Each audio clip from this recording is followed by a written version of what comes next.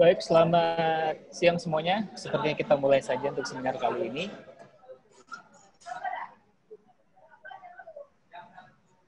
Baik, hari ini tepat hari Sabtu 15 Agustus 2020, Perhimpunan Indonesia Tionghoa atau INTI itu melaksanakan seminar dengan tema Dua Negara Empat Kota, Kami di Masa COVID-19 yang dihandle oleh Pemantik atau Persatuan Penerima Beasiswa INTI ke Tiongkok.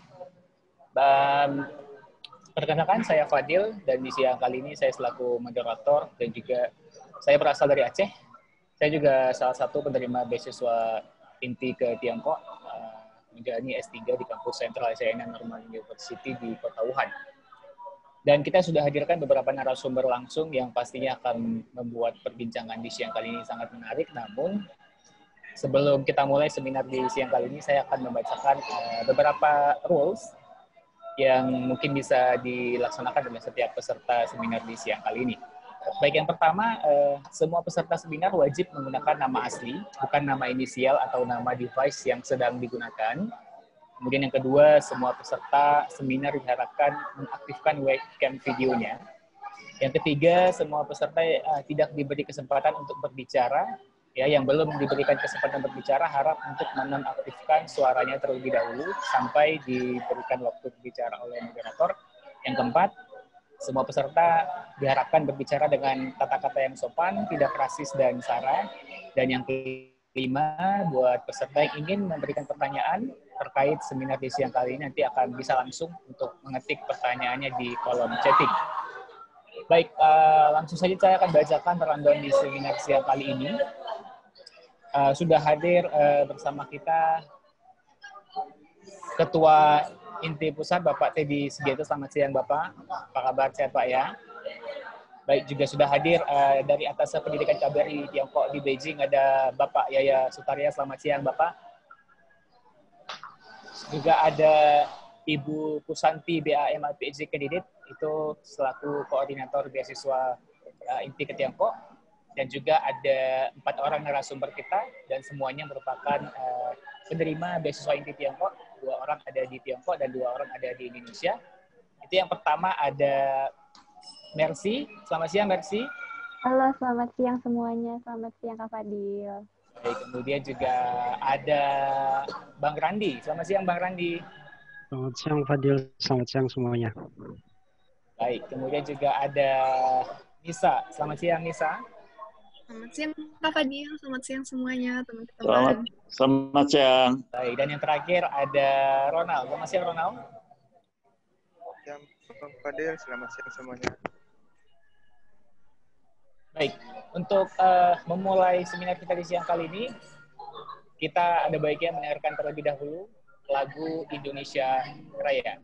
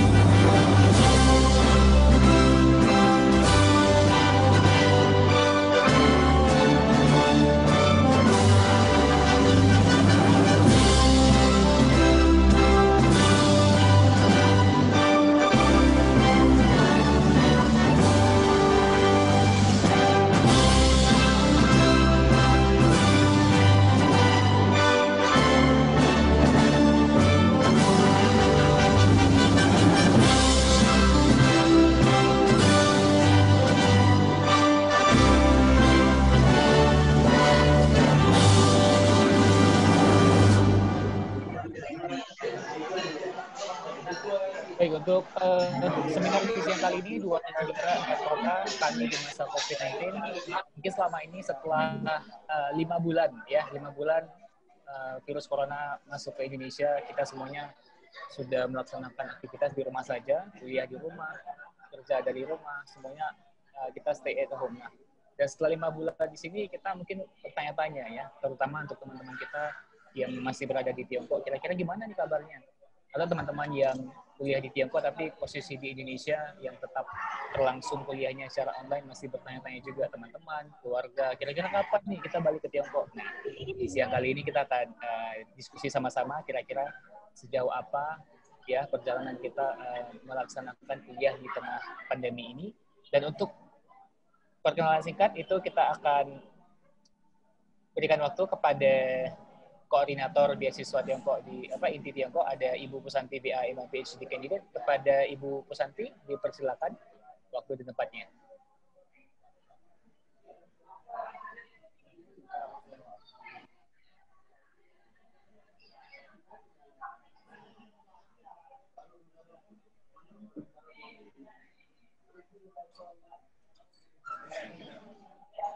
Baik, kita lanjutkan untuk kata-kata sambutan dari Bapak Teddy Sugianto selaku Ketua Umum INTI. Kepada Bapak, silakan.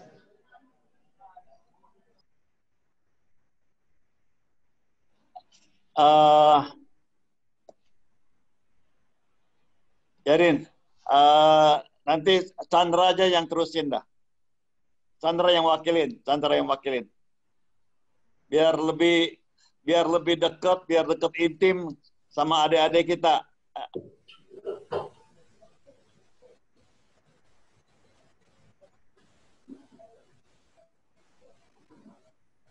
Oke, Pak Teddy, terima kasih.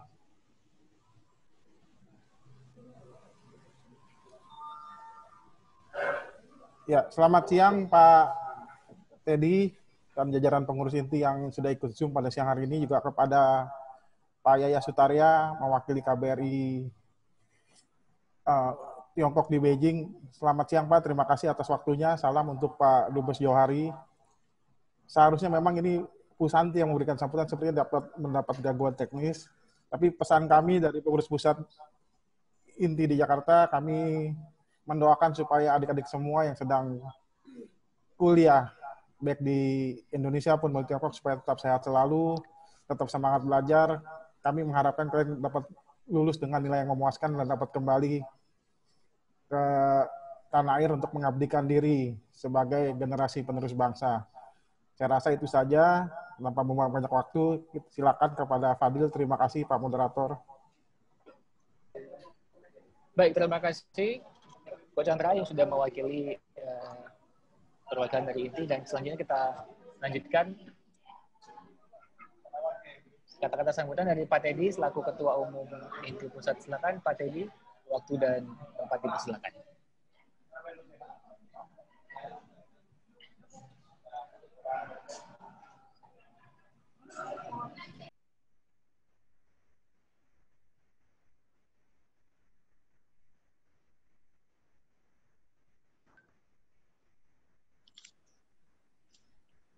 Ya, tadi cukup dari Pak Chandra sudah kasih sambutan. Kita minta Pak Yaya aja yang lebih ini. Karena adik-adik kita sekarang ini dekat di China, perlu sekali deketan sama Dubes Indonesia buat di China. Kita yang bagian pendidikan, Pak Yaya Sutarya, ya supaya juga adik-adik banyak kenal ke Dubes kita. Ya, terima kasih. Selamat siang. Baik, terima kasih Teddy Sugianto. Ya, kita lanjutkan dari perwakilan atas pendidikan KBRI Beijing. Itu ada Bapak Yaya Sutarya, mungkin bisa mengupdate mungkin ya keadaan gimana nih keadaan di Tiongkok, dan juga gimana nasib anak-anak Indonesia yang sedang di Tiongkok yang kuliah di sana. Kira-kira kapan juga kita bisa kembali melakukan kuliah tatap muka di Tiongkok. Ya, kepada Bapak Yaya Sutarya, waktu dan tempat dipersilakan Pak.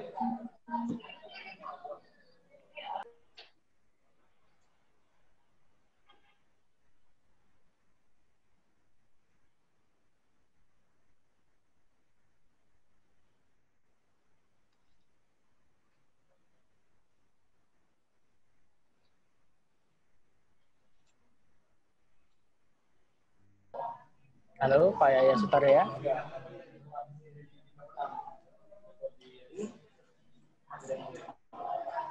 Halo, Pak Yaya. Pak Yaya, gimana? Apa sudah hadir di sini? Mungkin koneksinya kurang bagus atau gimana?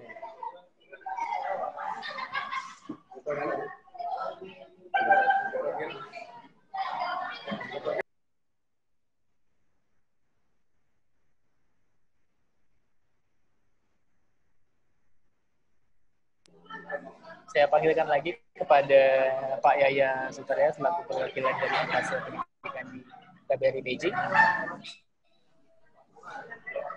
Oke, bisa ya? Karena tadi host unmute saya, jadi saya tidak bisa bicara ya. Baik Pak, silakan. Sudah jelas Ya, suaranya. mohon host untuk Bismillahirrahmanirrahim. Assalamualaikum warahmatullahi wabarakatuh. Selamat pagi, selamat siang, salam sejahtera untuk kita semua. Alhamdulillah pada kesempatan hari ini yang sama-sama kita hormati Bapak Teddy dan seluruh jajaran pengurus INTI dan adik-adik sekalian, para mahasiswa yang mendapatkan beasiswa dari INTI. Alhamdulillah pada kesempatan hari ini saya mewakili Bapak Duta Besar, Bapak Johari Uratmangun, untuk menyampaikan beberapa hal terkait dengan hal-hal yang perlu diketahui oleh teman-teman mahasiswa yang ada di Indonesia, yang mungkin pada kesempatan saat ini mungkin masih menjalankan kegiatan-kegiatan rutin di tengah mungkin pandemik yang sudah melanda tanah air. Jadi ada beberapa hal yang perlu saya sampaikan terkait dengan keadaan Tiongkok saat ini. Memang pada prinsipnya bahwa kondisi ekonomi Tiongkok di tahun 2020 ini terdapat penurunan 1 sampai dengan 2%, jadi pertumbuhan dari Q1-nya. Jadi ada juga ini adalah pengaruh dari COVID.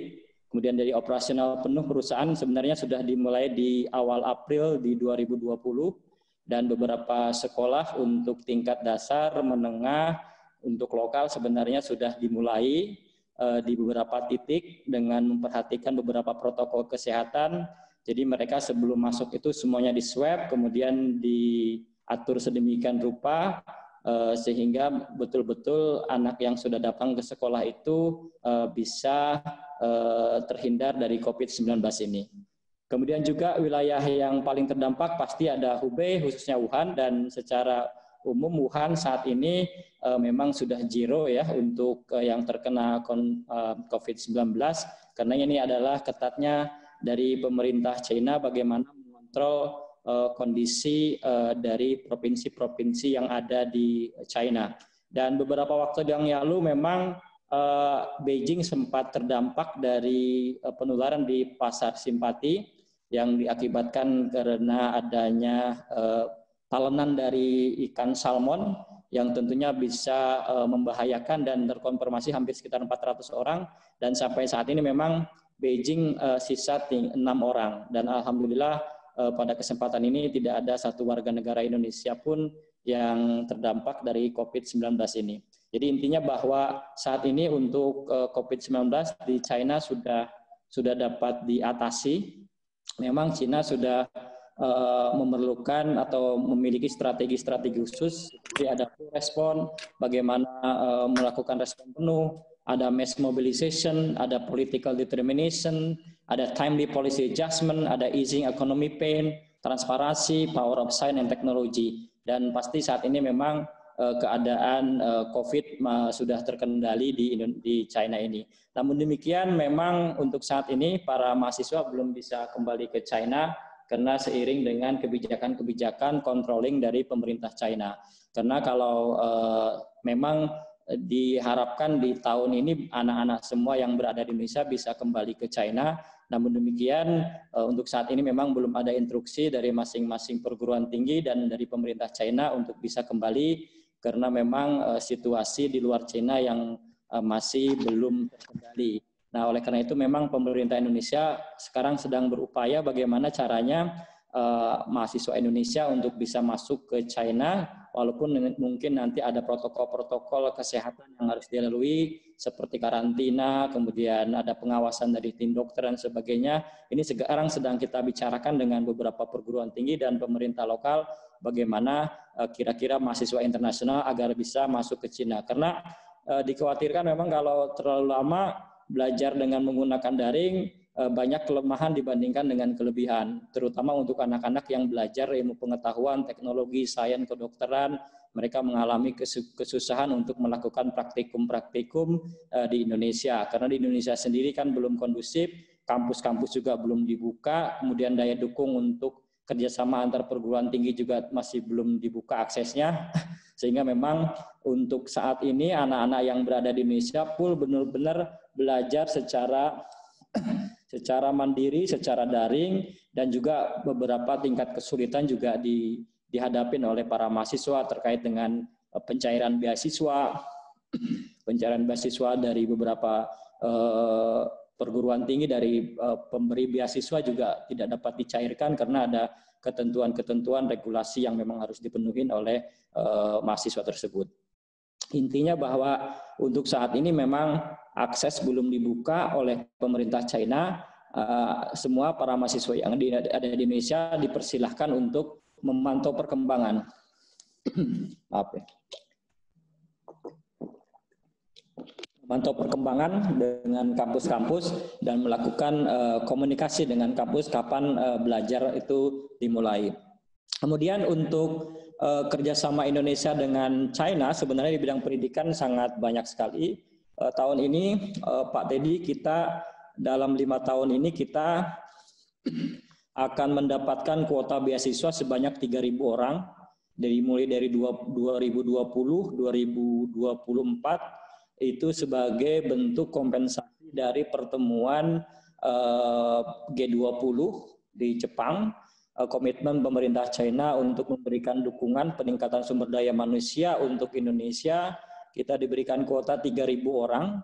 Jadi 3.000 orang itu akan diselesaikan dalam waktu 5 tahun. Jadi kalau dihitung-hitung, sebenarnya kalau situasi normal tidak COVID seperti saat ini, kita punya kuota beasiswa itu sebanyak 600 orang dari pemerintah China.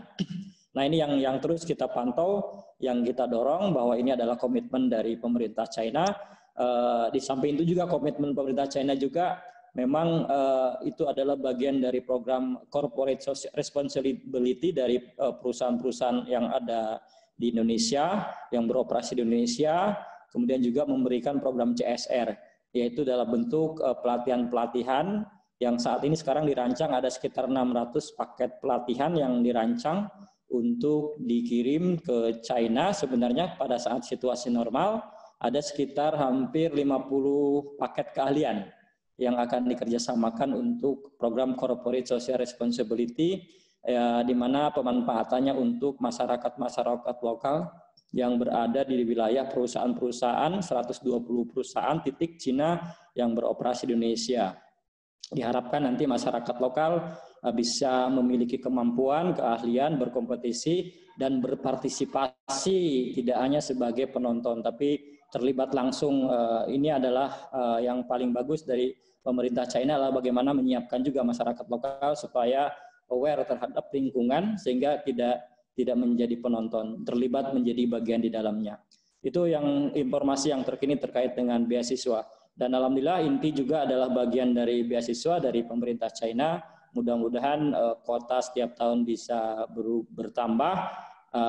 Pastinya kita berharap karena INTI ini juga sangat dekat dengan pemerintah China, dengan paling tidak ke depan senantiasa untuk meningkatkan kuotanya, tidak hanya misalkan 100, bisa jadi bisa mendorong pemerintah China untuk memberikan lebih sehingga anak-anak kita bisa mengenyam pendidikan yang lebih luas. Dan kami juga berharap INTI tidak hanya mendatangkan mahasiswa Indonesia ke China, tapi sebaliknya sebenarnya bagaimana mendatangkan mahasiswa Cina ke Indonesia. Karena secara umum perguruan tinggi kita sudah sangat bagus. Beberapa tidak hanya unggul di bidang pendidikan seni dan bahasa, tapi juga ada kemampuan teknologi dan multimedia. Nah, kita berharap INTI ke depan kami juga akan membantu dari pihak KBRI Beijing dan KJRI Shanghai dan KJRI Guangzhou, Hong Kong bisa mendorong bagaimana mahasiswa-mahasiswa Cina itu supaya bisa datang ke Indonesia untuk belajar di Indonesia. Karena secara statistik timpang ya, mahasiswa kita yang belajar di Indonesia, di mahasiswa Indonesia yang belajar di Cina hampir 15.000 orang. Sementara yang belajar mahasiswa Cina yang belajar di Indonesia sekitar 1.000 orang. Jadi hampir sekitar jauh sekali persentasenya. Nah, dalam hal ini kita pemerintah pusat, terutama dari Kementerian Pendidikan dan Kebudayaan, mendorong supaya orang-orang mahasiswa Cina juga bisa datang ke Indonesia, tidak hanya mengambil jurusan seni, budaya, dan bahasa, tapi memang belajar ilmu-ilmu lain yang tentunya akan mendorong perguruan tinggi menjadi world class university. Secara umum juga kita sebenarnya di China punya 17 perguruan tinggi yang sudah membuka jurusan bahasa Indonesia. Nah, sementara di Indonesia kita hanya punya 10 perguruan tinggi yang membuka jurusan bahasa Mandarin. Ada beberapa center-center yang mungkin juga didorong oleh INTI nanti bagaimana bisa mendorong juga pembelajaran bahasa Mandarin diperbanyak di perguruan tinggi sebagai bagian dari program yang akan dilaksanakan oleh teman-teman INTI. Kemudian juga kita juga di China punya pusat studi bahasa Indonesia, ada 7 lembaga. Nah, kita juga berharap INTI juga bisa mendorong, bisa mendirikan pusat bahasa Mandarin, karena kita berharap bahasa Mandarin ini sangat penting sekali dalam tataran global, dan tidak perlu dipungkiri bahwa Cina saat ini sebagai nomor 2 di dunia setelah Amerika Serikat yang memiliki kemampuan ekonomi yang sangat luar biasa. 10-15 tahun lalu kita tidak memandang bahwa Cina memiliki kekuatan yang sangat potensial. Saatnya sekarang Cina berbicara dan saatnya kita belajar ke Cina lebih banyak. Dan tentunya hal-hal seperti yang tadi saya sampaikan ini menjadi pendorong untuk bagaimana kita menguatkan untuk hubungan kerjasama bidang pendidikan. Kemudian memang dari tataran beasiswa, antara pemerintah Indonesia dengan pemerintah China dalam pemberian beasiswa memang masih belum seimbang. Artinya bahwa China itu memiliki skema yang banyak sekali untuk pemberian beasiswa kepada mahasiswa internasional. Kita mengenal ada CSC, ada CGS, kemudian ada Chinese University Program, ada Great Wall Program, ada U Program, ada OWN Program, ada PIV Program, ada MOVCOM. Nah, Indonesia kita hanya bisa memberikan beasiswa Dharma Siswa Indonesia. Beasiswa Dharma Indonesia tiap tahun kuotanya sekitar 20 sampai dengan 22 orang. Mereka orang-orang Cina datang ke Indonesia untuk belajar bahasa Indonesia. Jadi tidak ada ilmu lain yang hanya belajar bahasa Indonesia. Itu pun pembelajarannya juga hanya 1 tahun. Kita hanya punya corong beasiswa namanya KNB dari Dikti. Itu pun kuota dari Indonesia hanya diberikan 2 orang. Sementara juga kita punya beasiswa sosial budaya, kita kuotanya hanya 3 orang. Jadi memang kita dalam memberikan beasiswa ini belum imbang antara yang diberikan oleh pemerintah Cina dengan pemerintah Indonesia. Nah, mungkin juga nanti berpikir bagaimana dari INTI sendiri merancang atau bekerja sama dengan perguruan tinggi di Indonesia agar bisa memberikan kuota lebih kepada mahasiswa China untuk belajar di Indonesia. Sehingga nanti ada proses sebenarnya yang kita lakukan bukan mendatangkan orang sini ke sana, tapi bagaimana supaya perguruan tinggi itu ada kompetitif secara global, ada transfer teknologi, ada bagaimana peningkatan sumber daya perguruan tinggi sehingga perguruan tinggi kita ini bisa masuk ranking 200 dunia. Karena sampai saat ini pun tidak ada satu perguruan tinggi Indonesia yang masuk 200 ranking dunia. Nah, ini kita mendorong kita bisa belajar ke Tsinghua, kita bisa belajar ke Peking University, bagaimana dia mendorong, dia menjadi dalam waktu 10 tahun bisa menjadi nomor 1 Asia, bagaimana menjadi 40 besar dunia. Nah, ini hal-hal seperti ini yang sebenarnya mendorong bahwa perguruan tinggi yang ada di Indonesia itu bisa belajar banyak dengan perguruan tinggi di Tiongkok. Nah, dalam hal ini pasti yang punya capability, Pak Teddy dan rekan-rekan bagaimana bisa mendorong hal ini bisa terjadi, karena memang Bapak Ibu berada di INTI memiliki pengalaman yang sangat luas, terutama dalam kerjasama di bidang pendidikan. Secara umum memang KBRI telah melakukan upaya penuh bagaimana kita bisa menjaga mahasiswa kita, dan ini mungkin patut disampaikan kepada seluruh pendengar di seluruh tanah air.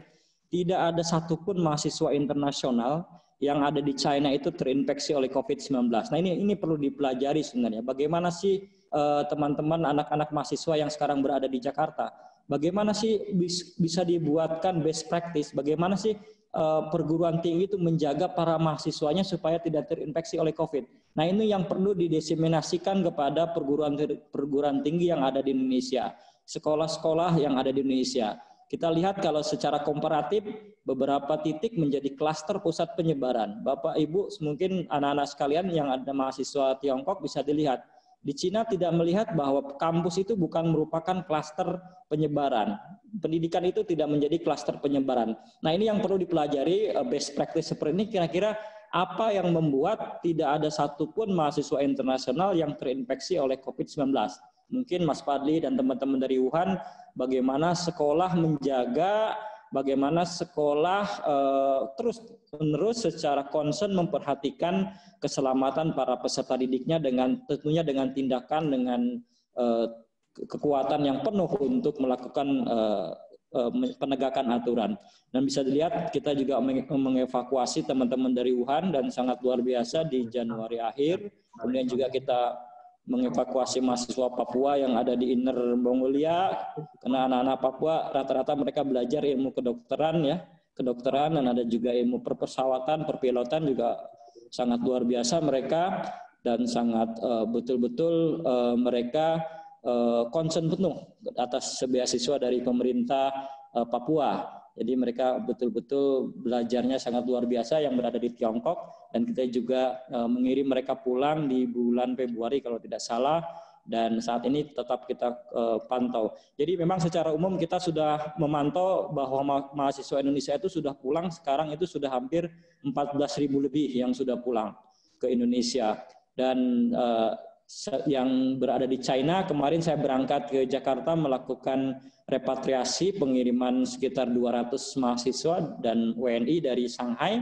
Jadi total yang masih di Cina sekitar 1.400-an saat ini, 1.400 mahasiswa, dan kita berharap bahwa mahasiswa di sini juga tetap sehat, kita pantau, terutama yang di sekitar-sekitar yang saat ini wilayah rawan adalah Talian sama Xinjiang ya. Dan ada 17 provinsi memang yang sudah lepas dari COVID. Kemudian juga kita juga membantu pengiriman bantuan, dan umumnya memang saat ini untuk sekarang masih memasuki libur summer ya, dan beasiswa untuk CSC, CGS sebenarnya sudah diumumkan, dan beasiswa bilateral juga sudah diumumkan, jadi lewat akun masing-masing. Nah, memang kuota tahun ini banyak tersita dengan anak-anak yang memperpanjang beasiswa. Sebenarnya itu juga bisa mengambil kuota kita. Jadi kalau misalkan diharapkan di tahun 2020 ini anak-anak itu lulus sekitar 700 orang, berapa persen di antara mereka tidak dapat menyelesaikan sekolahnya karena terkendala oleh COVID ini. Nah, karena tidak terkendala oleh COVID ini, maka beberapa untuk jenjang S3 mereka mengajukan perpanjangan beasiswa. Dan perlu diinformasikan kepada anak-anak yang mendapatkan beasiswa S1, S2 bahwa beasiswa Anda itu tidak bisa diperpanjang ya. Jadi kalau Anda nanti ada dapat dari CSC, CGS, misalkan saya harus selesai tahun ini, maka Anda harus selesai tahun ini. Karena untuk di awal, komitmen awal untuk S1, S2 itu tidak ada perpanjangan beasiswa, masa laku beasiswa. Jadi yang bisa diperpanjang untuk beasiswa itu adalah dari CSC itu hanya beasiswa untuk jenjang S3. Dan ini pengalaman bagi Anda semua, kalau memang harus betul-betul kalau di sekolahnya memberikan pembelajaran daring, maka ikutilah dengan baik. Karena kemarin saya menerima kasus salah satunya dari Wuhan, salah satunya dari beberapa titik yang tidak menyelesaikan mengerjakan tugas dengan baik. Akhirnya mereka melaporkan ke KBRI, kemudian melaporkan KBRI, kira-kira ini ada peringatan 1, peringatan 2, peringatan 3, dan kita sudah sampaikan kepada anak yang bersangkutan. Ya, akhirnya memang ada teguran-teguran. Nah, kita berharap bahwa seluruh penerima beasiswa inti tolong ikutin aturan yang ditentukan oleh kampus masing-masing. Kalau ada tugas, kalau ada tugasnya banyak dan sebagainya, memang waktunya Anda saat ini belajar. Kalau Anda sudah di usia Anda 1 sampai 25 tahun itu adalah masa-masa belajar.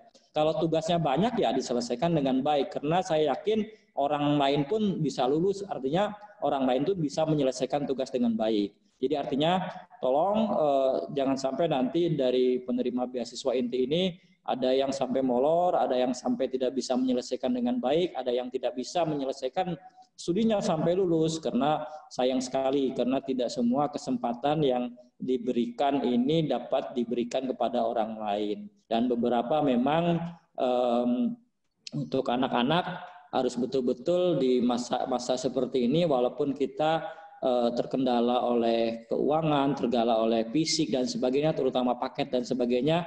Nah, ini memang kendala bukan hanya dihadapin oleh mahasiswa Indonesia yang belajar di Cina, tapi mahasiswa secara umum. Yang pasti untuk anak-anak yang masih berada di Indonesia, tetap keep kontak dengan perguruan tinggi masing-masing, tetap melakukan komunikasi. Kapan akan kembali ke sini, kapan Pak harus kembali ke sini. Nanti diinformasikan kalau memang semuanya sudah diberikan akses oleh pemerintah China untuk bisa masuk ke Indonesia, bisa masuk ke China, kita alhamdulillah pastinya. Karena memang kalau belum diberikan akses, artinya Anda harus belajar dengan kondisi saat ini. Jadi ikutin aja informasi dari kampus, jangan miss, buka email dan sebagainya, karena ada juga kasus pengajuan beasiswa hampir selesai karena tidak menjawab email yes aja, akhirnya beasiswa itu dicabut ya untuk tahun ini. Jadi hal-hal seperti ini Anda jangan dibuka Facebook, jangan terlalu banyak buka Facebook dan sebagainya. Justru Anda untuk saat-saat ini yang harus dipantau adalah koordinasi email dari International Office, email dari informasi dari sekolah. Sehingga nanti kalau misalkan ada informasi baru, Anda tidak tertinggal, sehingga Anda bisa mengikuti arahan-arahan yang disampaikan oleh sekolah. Kemudian kendala-kendala lain, nah saya kalau kendala-kendala lain bagi yang mau lulus, nanti segera melakukan untuk penyetaraan ijazah. Jangan sampai nunggu 5 tahun baru penyetaraan ijazah.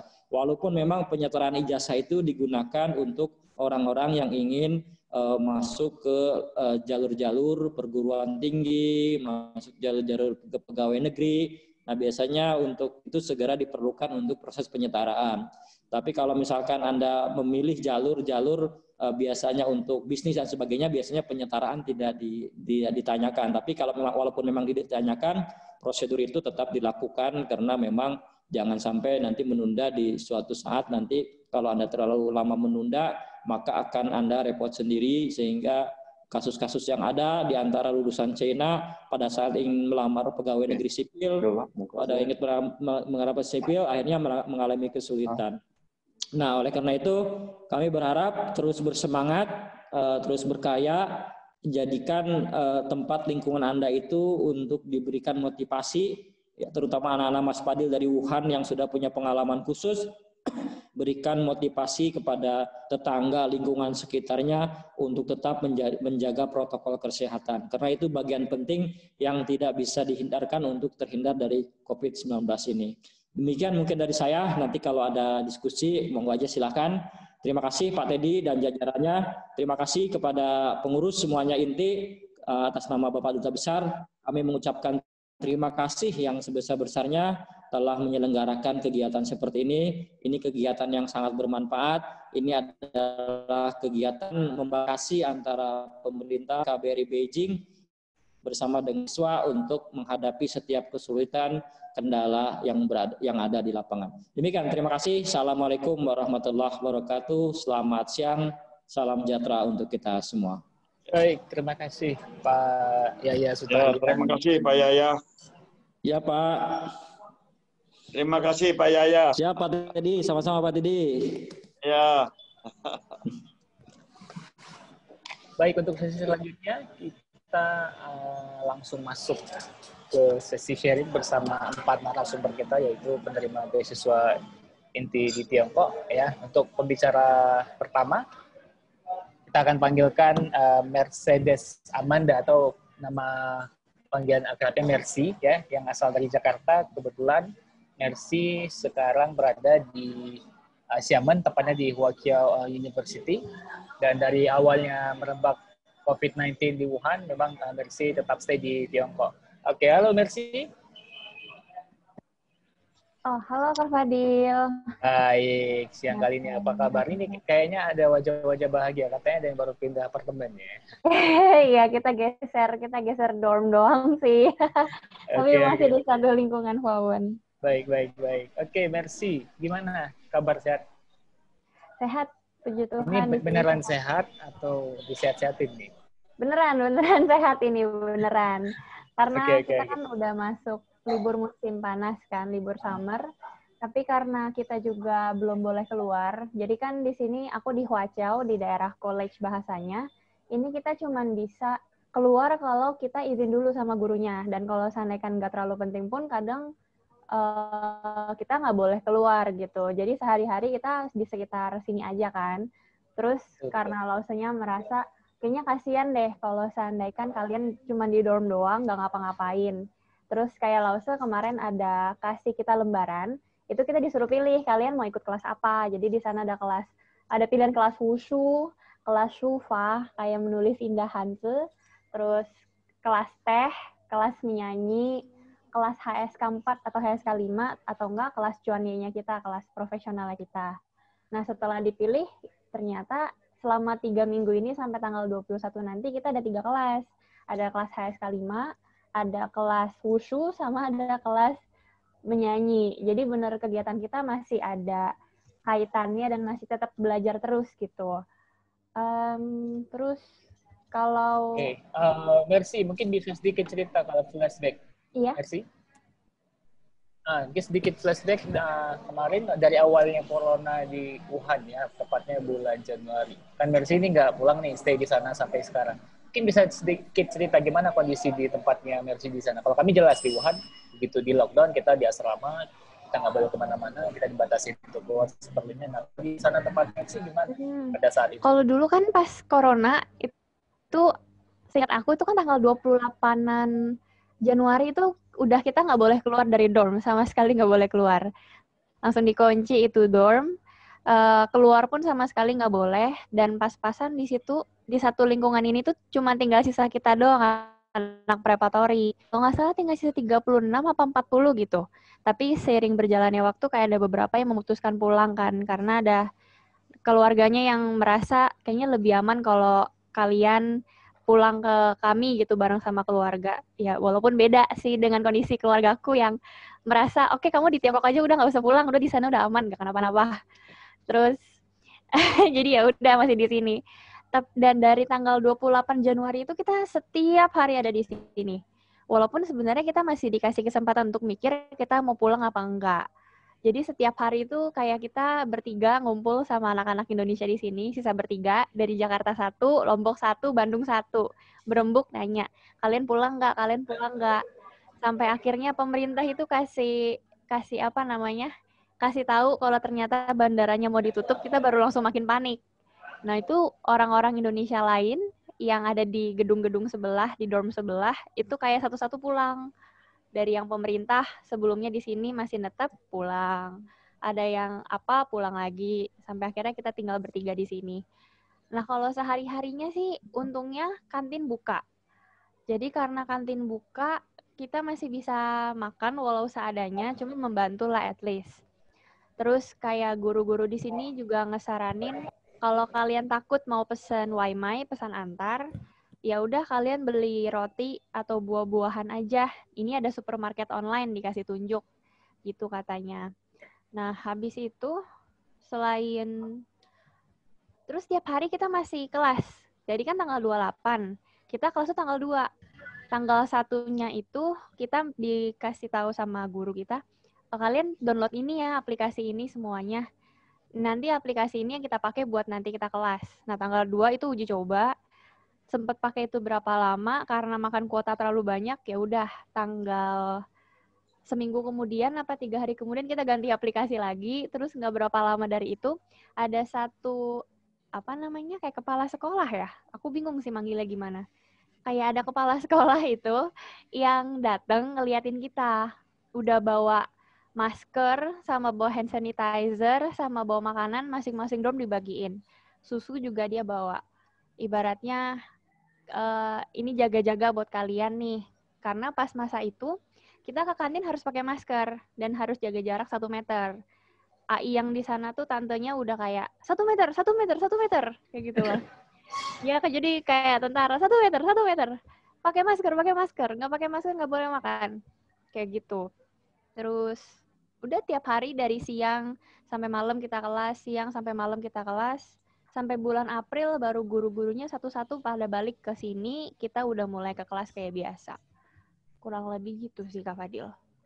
Oke, untuk sekarang berarti kondisi di sana apa namanya kalau kita lihat yang kasus positif ada banyak nggak? Udah nggak ada sih kalau Nggak ada di ya? Syaman, udah nggak Oke, ada. berarti sekarang udah bisa keluar beraktivitas seperti biasa, misalnya olahraga atau ke pasar. Nggak bisa, tetap nggak bisa. Kayak tadi aku udah bilang, kita kalau misalkan mau keluar harus izin. Jadi biasalah namanya mahasiswa kan pasti bosen di sini. Jadi kadang kayak cari-cari alasan. Iya, Lausul kita mau tukar duit. Soalnya kita udah nggak punya duit buat akhir bulan. Atau enggak, Lausul kita mau potong rambut, ini terlalu panjang, udah gerah nggak bisa. Atau enggak, Lausul kita sakit perut, mau ke rumah sakit. Terus banyak lah alasannya. Jadi, dan guru-guru tuh kayak, ya udahlah sehari ngebatasin. Sehari tuh kalau bisa keluarnya cuma 3 sampai 5 orang. Jadi kalau nggak penting-penting amat, ya lausanya kayak nolak. Ini kamu kemarin tuh baru keluar, lagian kamu cuma mau gini doang. Nah gantian ya sama teman kamu yang lain. Jadi mereka tuh biasanya, termasuk aku sih, kalau keluar itu kita dari pagi, dari jam 10, pulangnya juga jam 10 lagi, udah nyampe di dorm. Jadi bener-bener seharian puas-puasin, biar baliknya hati lega gitu. Kayak memang ternyata kita masih bebas. Tapi apa ya, semakin lama semakin terbiasa sih merasa ada di ruangan terus. Kalau dulu mungkin kayak berasanya sesek dada, nggak bisa keluar, aku ditahan. Tapi udah apa ya, yang namanya manusia harus beradaptasi lah dengan kehidupannya. Jadi sudah oke banget di sini. Oke, jadi selama kuliah online sampai sekarang itu ada nggak kendala yang dihadapi? Nah, kalau dia selama mungkin beberapa teman kan pakai wifi atau mungkin yang nggak ada wifi pakai paket. Kalau Mercy kesulitannya apa selama menjalani kuliah online? Atau mungkin karena ada beberapa mata kuliah yang harus praktek, harus collab, lebih susah atau apa nih kendala kalau kuliah online? Atau mungkin menurut Mercy lebih efektif kuliah online sekarang? Enggak sih, aku tetap lebih sukanya tetap kuliahnya ketemu langsung sama guru. Karena jadi itu kita kan kelas online dari Februari sampai sekitar bulan April awal. Karena pas April udah pada balik, kita udah belajar nih kayak biasa. Nah, pas masa 2 bulan itu, karena memang kuotanya nggak sanggup, dari pihak kampus baik banget kasih kita wifi gratis. Jadi kita memang tiap hari buka laptop, buka handphone, isinya ya belajar aja gitu. Terus untuk masalah belajarnya, kalau ada PR, kayak kita foto kasih ke WeChat gurunya atau enggak kasih ke dalam aplikasinya, karena itu aplikasi khusus untuk pembelajaran. Tapi setelah dari awal April itu, kita tuh setengah masuk ke kelas, setengahnya lagi masih kelas online. Jadi gurunya duduk di meja, habis itu ada kameranya, itu ngadep ke gurunya. Nah, tapi kitanya sekaligus mendengarin langsung gurunya ngomongnya kayak gimana. Jadi gurunya tuh masih pakai masker, kita udah nggak pakai masker sih, seinget aku saat itu, cuman kita duduknya jauh-jauhan, 1 meter. Nah, satu kelas aku tuh dari 11, karena udah pulang 5, sisa 6. Nah, berenam itu duduk jauh-jauhan semeter, gurunya jelasin apa, jadi udah nggak pakai tulis di papan, tetap pakai aplikasinya, cuman jalan langsung 2 arah. Kita dengerin langsung, satunya lagi satunya lagi kayak dengerin langsung di online. Nah, sampai sekarang, sampai kayak kemarin sebelum kita ujian sesi masih kayak gitu terus. Selebihnya udah sih. Oke, jadi langkah ataupun pilihan orang tuanya Mercy yang di awal memilih untuk menyarankan Mercy tetap di sana, langkah yang tepat ya, karena melihat sekarang di Indonesia makin ya masih ada lah kasus nama, bahkan di Aceh juga setiap hari itu ada beberapa kasus baru. Oke, Iya. Nah kita ini kan dari beasiswa inti nih, Mercy, ya kan, selama wabah di sana, Mercy di Tiongkok, ada komunikasi rutin dengan inti terkait mungkin beasiswa atau yang lainnya, ada nggak komunikasi khusus? Ada kadang-kadang kayak Coach Chandra atau enggak Kak Santi ngobrol kan di grup, kayak tanyain kabar adik-adik gimana kabarnya di China, atau enggak yang udah pulang ke Indonesia gimana kabarnya. Terus kemarin kadang-kadang juga kayak Coach Chandra atau Kak Santi memang private chatnya nanya kamu gimana kabarnya di sana. Terus Kak Santi juga nanya kamu kapan masuk kuliahnya lagi.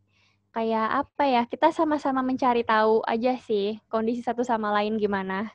Karena dulu kan, aduh jadi kangen masa-masa saat itu di mana kita rame-rame ngumpul hampir semingguan kan, kita nginep bareng-bareng. Mungkin di sana juga terbentuk persahabatannya kita, pertemanannya kita.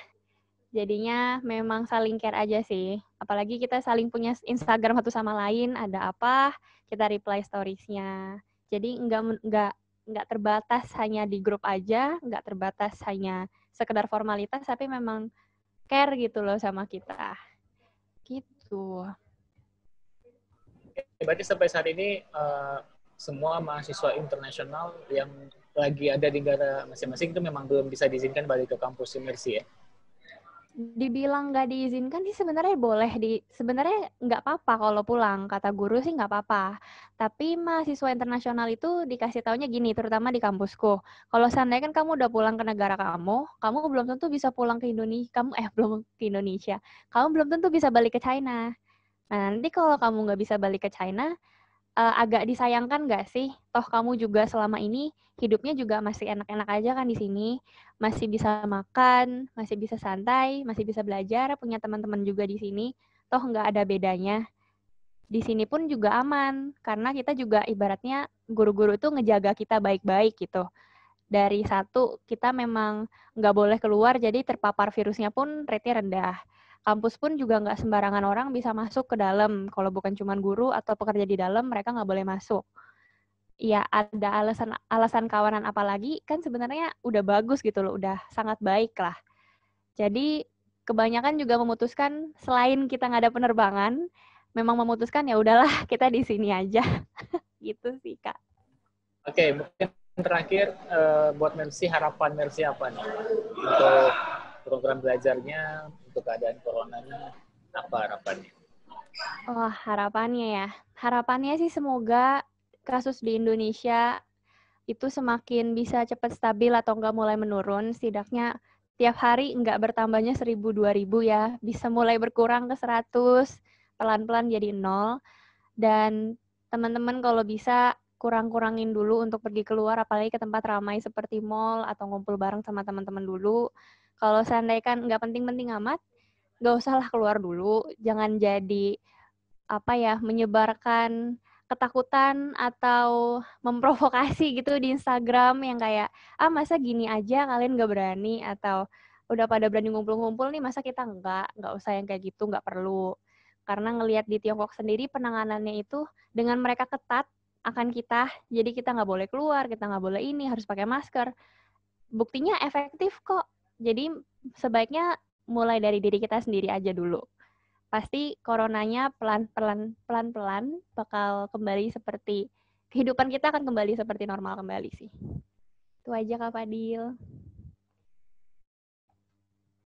Baik, terima kasih Mercy ya sharingnya. Biasa kita lanjutkan ke narasumber selanjutnya. Sehat selalu Mercy di sana. Nanti kalau ada pertanyaan kita akan ajukan langsung ke yang ingin ditanyakan. Selanjutnya ada Bang Randi. Halo Bang Randi. Halo, selamat siang Fadil. Baik, Bang Randi ini asal Palu yang juga merupakan penerima beasiswa inti Tiongkok ya. Bang Randi itu S2 di Harbin Institute of Technology University, dan sama seperti Mercy, Bang Randi ini memutuskan untuk tidak kembali ke Indonesia pada saat wabah corona merebak di Tiongkok. Itu Bang Randi kemarin nggak balik memang pilihan sama mungkin kayak Mercy disarankan oleh keluarga, atau ada kendala lain, mungkin pesawat mahal atau apa, atau gimana? Kenapa Bang Randi nggak balik ke Indonesia pada saat itu? Kalau keputusan nggak balik, yang pertama memang keputusan pribadi dari awal, itu tidak pernah berpikiran untuk balik. Karena kalau misalnya balik, takut-takut kita zona nyaman kembali lagi ke rumah kan, biasanya kayak malas belajar lagi karena nyaman di lingkungan yang sebelumnya, maka saya kemudian tidak memutuskan untuk balik. Kemudian yang kedua, saya merasa bahwa di Tiongkok pada saat itu penanganannya sudah sangat baik, maka saya memutuskan untuk tetap tinggal di Tiongkok. Kayak gitu. Oke, yang dijalani Bang Randi di sana gimana pada saat COVID-19 kemarin? Apakah sama kayak Mercy, tetap di asrama atau mungkin bebas? Kalau boleh tahu berapa banyak kasus positif di sana, daerah Harbin? Kalau di Harbin yang terakhir kalau nggak salah ya, agak lupa itu sekitar 400-an seluruh Heilongjiang kalau nggak salah. 400-an, iya 400-an. Jadi awal di COVID di Harbin itu, masuk di kota Harbin itu kalau nggak salah sebelum tanggal 24 Januari, sekitar tanggal 22 Januari ada kasus pertama, itu carrier-nya memang dari Wuhan. Jadi orang yang karena mau merayakan Imlek, mereka dari Wuhan, terus dia datang ke Harbin. Nah, dari situ kasus pertama. Awalnya kita yang anak internasional ini, maksudnya kita beranggapan bahwa karena tidak ada pengetahuan sama sekali tentang COVID ya, jadi kita beranggapan bahwa Harbin kan cuacanya ekstrim, jadi ekstrim cool sampai minus 30. Jadi kita beranggapan tidak mungkin corona masuk ke Harbin karena mungkin virus itu tidak akan bertahan di suhu minus. Tapi kenyataannya bahwa virus ini virus yang bisa masuk dan bertahan di kondisi cuaca apapun. Bahkan panas ataupun dingin itu tetap masuk kayak gitu, Bang Fadil. Oke, kuliah gimana Bang Randi? Begitu wabah corona langsung dialihkan ke online atau bertahap? Masih masuk ke kelas tetap muka, terus baru dialihkan ke online. Gimana? Kalau kuliah memang langsung online ya, tapi kita kuliahnya memang dari awal itu mulainya di April.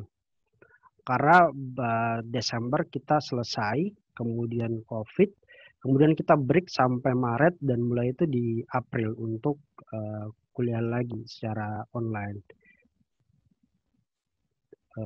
Kita mulai kuliah dari tanggal April sampai berapa orang anak Indonesia? Anak Indonesia kalau di kampus saya ada banyak sih anak Indonesia, cuman dari CSI itu sekitar 5 orang HIT. Cuman di tempat saya tinggal kebetulan anak-anak HIT itu difasilitasi hotel, jadi sisa saya sendiri yang stay di Harbin. Ada yang kemudian yang lain itu tempat lain. Jadi waktu teman-teman yang lain sudah pada pulang, orang Indonesia yang satu-satunya di tempat itu ya cuman saya. Jadi setiap hari ya ketemu dengan orang-orang luar negeri yang lain, negara lain kayak gitu. Dengan posisi Bang Randi sendirian di sana, anak Indonesia ada perasaan apa? Sedih, takut dikala wabah ini? Kan beda ya kalau kita sendirian di masa biasa-biasa aja, tapi kali ini di wabah corona ada perasaan apa yang Bang Randi rasain nih? Karena sendirian tinggal di sana. Benar-benar. Kalau takut pasti ada ya, was-was paling sering. Tapi pikiran itu yang ternyata yang mendrag kita kemudian jadi lebih lemah. Jadi kalau berpikiran kayak kayaknya saya nih keluar takut corona kan, misalnya kita berpikiran kita sudah pengaman nih, sudah pakai masker, tapi ada saja was-was, maksudnya ada saja kita berpikiran bahwa kayaknya ini saya corona nggak ya?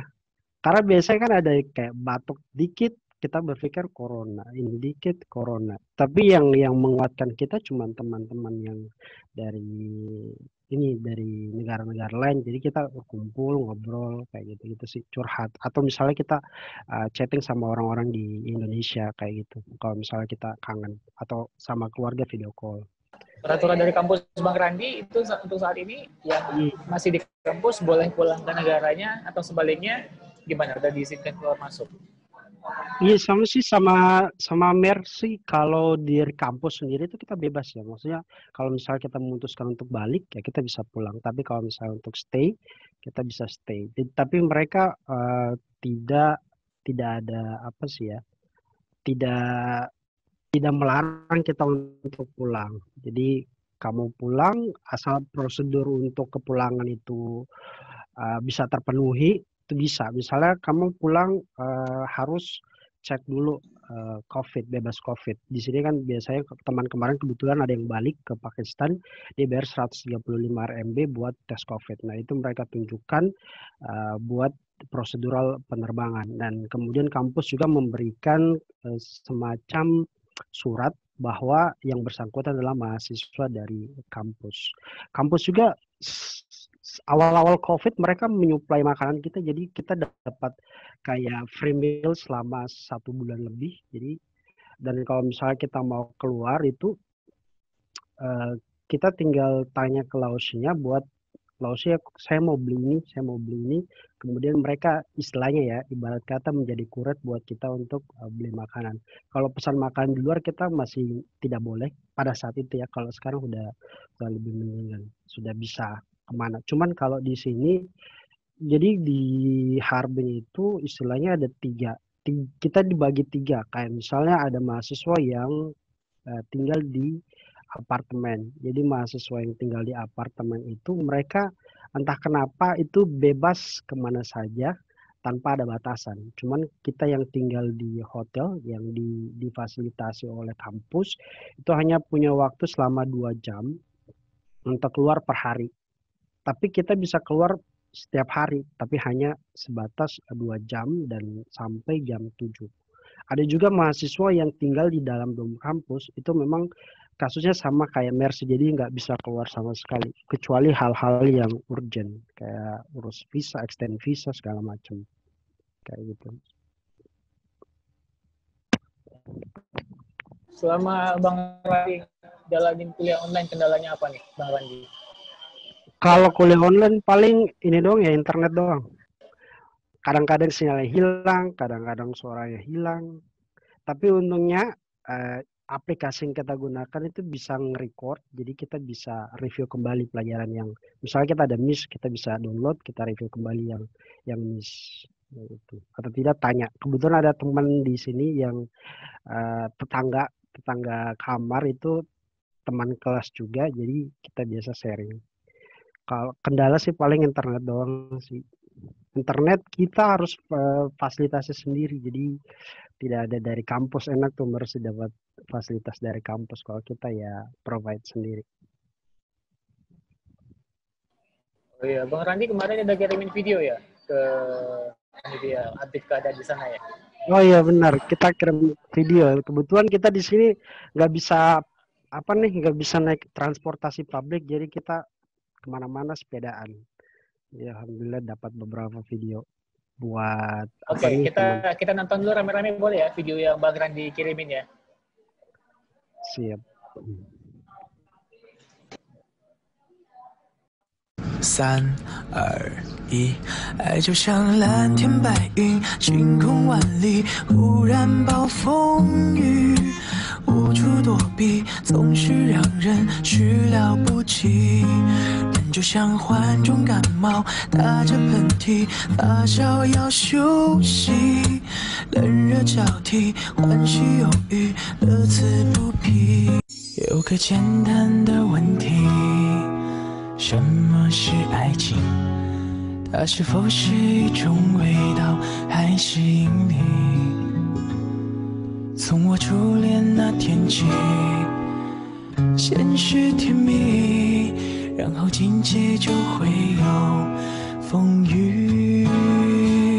爱就像蓝天白云，晴空万里，忽然暴风雨，无处躲避，总是让人始料不及。人就像患重感冒，打着喷嚏，发烧要休息，冷热交替，欢喜忧郁，乐此不疲。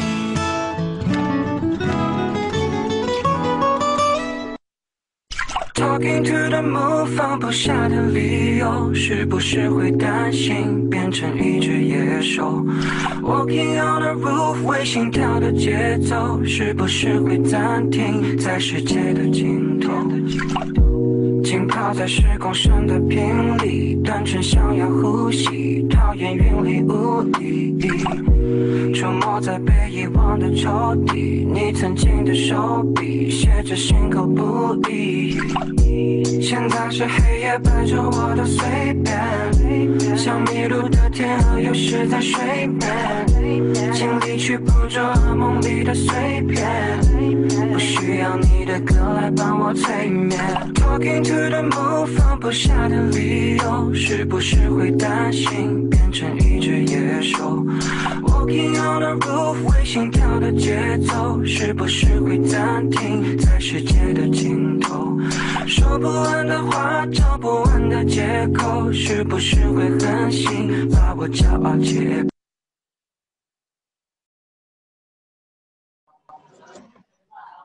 Oke, berarti udah lumayan ramai lagi Bang Randi ya. Aktivitas sudah dijalankan dengan baik, keluarga sudah Benar-benar. berlalu-lalang, masih pakai masker, ada enggak juga. Oke, Bang Randi, gimana harapannya nih sekarang? Pengen pulang atau tetap di sana belajarnya? Apa nih harapan ke pemerintah Tiongkok, pemerintah Indonesia, mungkin tambahan beasiswa, tambahan kuota internet? Kalau boleh kirim ini nih, kirim apa nih, nasi Padang boleh? Di Beijing ada, tinggal WMI aja dari Beijing. Kalau di sini nggak ada loh. Resto Indo nggak ada di sini, jadi ya paling kangen sih makanan. Kalau beasiswa kalau boleh tambah. Berarti beasiswa lancar ya setiap bulan Bang Randi ya? Alhamdulillah lancar. Oke, baik. Terima kasih Bang Randi ya. Sehat-sehat di sana. Nanti kalau ada pertanyaan kita akan ke Bang Randi. Kita lanjutkan ke narasumber selanjutnya, yaitu dari Indonesia, tepatnya di kota Jakarta ada Nisa Johan. Ya, itu lagi ngambil S1 di Beijing Language and Culture University. Halo Nisa. Halo semuanya. Halo, gimana Nisa? Sehat-sehat ya? Sehat, menjaga kesehatan supaya kalaupun terpapar kita tetap kuatkan. So itu yang paling penting, kesehatan kita sendiri. Betul, Nisa kayak luar biasa setiap sore olahraga ya. Betul. Gimana Nisa? Kemarin kan pulang sendiri ya dari Beijing ke Indonesia. Itu gimana prosesnya? Pertimbangannya kenapa bisa pulang? Itu terus berapa lama setelah wabah corona Tiongkok? Sejujurnya, pada awalnya itu kita baru mulai libur semester. Aku sempat kepikiran gak usah pulang sih, pengen jalan-jalan di Tiongkok aja. Soalnya kan pasti semuanya ngerti lah perasaannya kayak di sana tuh banyak banget tempat yang pengen kita pergi. Kayak tadi ngeliat Harpin, pengen ke Harpin, bisa tinggal berangkat aja gitu. Nah, jadinya aku kepikiran gak usah pulang kali ya. Dan pada masa itu, pandemi virus ini tuh belum besar, belum merebak banget.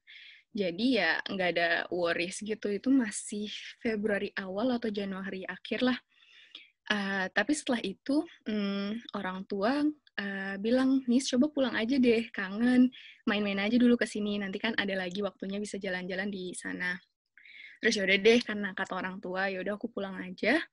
Dan pada masa itu situasi di Tiongkok pun masih belum besar. Jadi aku ingat banget itu masih awal-awalnya di broadcast kayak adanya virus ini, pentingnya pakai masker, gitu-gitu. Dan jadinya aku di airport pun cuman lihat kayak adalah 30% dari orang-orang di airport yang baru pakai masker, tapi selain itu yang lain biasa-biasa aja. Nah, aku pulang ke sini waktu itu niatnya cuman 3 minggu. Cuman buat liburan, datang terus kayak bye, terus balik lagi ke Tiongkok. Tapi pada kenyataannya jadi 6 bulan. Dan kayaknya berjalan terus ya. Tapi ya udahlah, kapan lagi, hitung-hitung kapan lagi gitu aku kuliah di sini, ada teman-teman, ada keluarga, ada makanan Indonesia. Itu kan yang nggak bisa kita dapetin ya di sana. Gitu sih. Oke, proses belajar mengajar gimana nih, Nisa, online? Apa kendala? Pasti kalau teman-teman yang ada wifi di rumah asik ya. Tapi yang kuota sendiri kayaknya besar ya, karena kan video call kan, pakai Zoom atau aplikasi apa itu kan makan datanya gede. Gimana kuliah online yang Nisa jalani di Jakarta? Oke, kalau untuk pengalaman aku sendiri di kampus aku itu bukan pakai sistem yang two-way gitu, jadi nggak video call-an atau nggak live. Jadi kita pagi-pagi dikirimin video, materi, numpuk, Dan setelah itu tugas dan deadline-nya hari juga. Jadi setiap hari kita belajar 1 bab. Itu terus setiap hari. Jadi nggak terlalu ada kendala yang kayak jaringannya jelek, putus-putus gitu nggak ada sih. Tapi kendalanya lebih ke kita download video yang filenya besar-besar banget. Terus mau nanya juga bisa nanya lewat chat, tapi ya tetap beda lah, nggak ada kontak dua langsung gitu. Dan kita pun dari pengalaman aku sendiri, video-videonya tuh bisa diakumulasiin tuh bisa 6 jam totalnya, dan jenuh banget sih buat aku duduk di meja, terus nyimak, fokus, tanpa kedistraksi, tanpa ngerasa capek. Itu sih kendala-kendalanya menurut aku, rasa jenuhnya itu. Gimana aku di sini nggak terlalu dapat lingkungan semangat belajarnya. Yang aku rasain di Tiongkok itu, lingkungannya mendukung banget buat aku belajar, jadi aku jadi semangat, dan kelihatan lah progresnya. Tapi kalau di sini ya kurang mendukung sih lingkungannya, dan di rumah pun misalkan ada wifi, tapi semua orang lagi memakai wifi yang sama, di satu area yang sama, dan jadinya lemot-lemot juga. Jadi mau coba pakai paket data juga keperasnya banget, dan pada masanya itu uang beasiswa kita belum turun, jadi beneran dari saku sendiri aja, ngeprint kertas-kertas, gitu sih. Buat aku lebih kerasa jenuhnya itu. Betul, emang lingkungan juga mendukung kan, dengan di kampus kita sama teman-teman, bisa nanya langsung, tapi kali ini di rumah cuma sendirian gitu, beda rasanya ya. Oke, apa namanya, kan misalnya di Jakarta nih, kapan lalu pasti juga dari awal kita berangkat ke Tiongkok kan kita sering komunikasi dengan INTI gitu ya. Nah, selama di Jakarta kemarin kalau nggak salah Nisa ada ikutan ya, gabung kegiatan INTI ya, kapan lalu? Oh ya, waktu awal-awal ya, kita ke sekolah-sekolah ngasih edukasi tentang COVID ini. Oh, soal COVID juga ya? Oke. Betul. Nah, sampai saat ini dari kampus Nisa sendiri belum ada informasi kapan bisa dibolehin balik ke sana? Belum ada sama sekali. Bahkan pun kita adalah beberapa minggu yang lalu baru ujian CSI untuk beasiswa ini, dan katanya setelah 2 minggu bakalan diumumin hasilnya. Dan sampai sekarang pun kita belum terima hasilnya sama sekali. Baru dikabarin selamat udah lulus, tapi itu pun juga dari sumber yang kita kurang pasti juga. Udah ditanya ke guru pun juga nggak terlalu pasti kondisinya gimana, soalnya bukan mereka ngecek kan, nah, tetapi dari pihak CSI-nya yang ngecek. Jadi kita nggak tahu, pihak kampus pun juga nggak tahu juga. Jadi sekarang lebih ke nunggu dan usaha sendiri sih buat tetap belajar, nge-refresh, supaya apa yang kita udah pelajarin susah-susah selama ini nggak sampai lupa gitu loh, kan pasti sayang banget dan bakalan nyusahin kita sendiri ke depannya. Gitu sih. Beberapa kampus kan beda-beda nih. Dan kayak Nisa bilang tadi, awalnya beasiswa tuh nggak turun, nggak dibayarkan oleh pemerintah Tiongkok. Tapi sekarang udah dibayarkan ya beasiswanya. Udah bulan Semuanya dibayar rutin, dirapel atau gimana? Bulan lalu kita dirapel 5 bulan kalau nggak salah. Dan aku belum ngecek sih, seharusnya karena udah tanggal 15 ya, seharusnya udah turun lagi, tapi aku sendiri belum ngecek. Tapi untuk teman-teman aku yang di Beijing pun mereka lancar sih, rutin turun. Katanya bulan Agustus ini bakalan dirapel lagi, tapi aku masih kurang pasti, nanti bakalan aku cek lagi sendiri. Iya. Nah, di saat ini mungkin kita semua merasakannya nih, pada saat kita mendapatkan beasiswa ke Tiongkok, ya teman-teman kita pasti, wah enak nih, bisa kuliah ke luar negeri. Nah, kemarin kan waktu corona pertama kali di Wuhan kan bulan Februari, kalau nggak salah kan itu lagi dibuka pendaftaran beasiswa ke Tiongkok. Nah, ada nggak teman Nisa yang pada saat itu nge-apply beasiswa, terus udah tahu ada wabah corona, mereka kayak mundur, nggak jadilah, nanti aja ke Cina atau gimana, ada nggak? Seperti itu. Apalagi teman-teman aku lumayan banyak kan yang tahu aku ke Cina, terus beasiswa, dan mereka juga banyak yang tanya-tanya gimana sih caranya, boleh bagi nggak tips-tipsnya, jalurnya lewat mana. Terus aku bagi-bagi, tapi ya sampai sekarang semenjak pandemi ini banyak yang bilang kayak enggak deh, takut gitu-gitu, masih belum aman. Padahal di sini pun juga bukan berarti aman kan. Dan juga teman-teman aku yang di Beijing pun yang seangkatan, kita kan sering nanya-nanya kabar, banyak juga yang akhirnya memutuskan untuk tidak balik lagi ke Tiongkok selama-lamanya. karena mereka takut dengan virusnya atau apa. Jadi bukannya cuma nge-pause atau tetap di negaranya, tapi mereka beneran mundur dari program. Itu yang aku pikir sayang banget sih, tapi ya balik lagi situasi masing-masing, kita nggak terlalu ngerti ya kondisi orang lain kayak gimana. Jadi banyak sih yang akibat ini jadinya mundur, benar-benar. Sistem ini resident permit kampusnya Nisa itu gimana? Per tahun atau sampai selesai? Ini ada yang nanya, soalnya Evita nanya nih, gimana caranya untuk anak preparatory untuk memperpanjang resident permit gimana? Karena kalau kampus saya sendiri di CCNU di Wuhan, itu kita ada 2 pilihan, bisa per tahun dan bisa sekaligus sampai selesai. Nah, saya itu apply-nya langsung 3 tahun selesai. Dia kan beres gampang. Paspor juga baru, resident permit juga baru. Dan beberapa informasi yang saya dapatkan katanya untuk saat ini, untuk mahasiswa internasional yang resident permitnya udah habis, itu bisa free sementara ya, masa senggang itu untuk mengurus. Nah, kalau dari Nisa sendiri gimana resident permit yang bisa dapatkan dan aturan di kampus gimana tuh? Residence permit aku pun juga sebentar lagi bakalan selesai ya, soalnya waktu awal itu kontraknya setahun. Aku nggak terlalu dengar kita dikasih pilihan boleh jangka waktu berapa lama sih, tapi waktu itu ya kita urus dan itu yang dikasih ke kita. Nah, urusan visa, residence permit, itu masih pending banget sih, masih perlu banget diurusin, soalnya itu hal yang krusial banget dan nggak juga bisa diurus dalam sehari kan.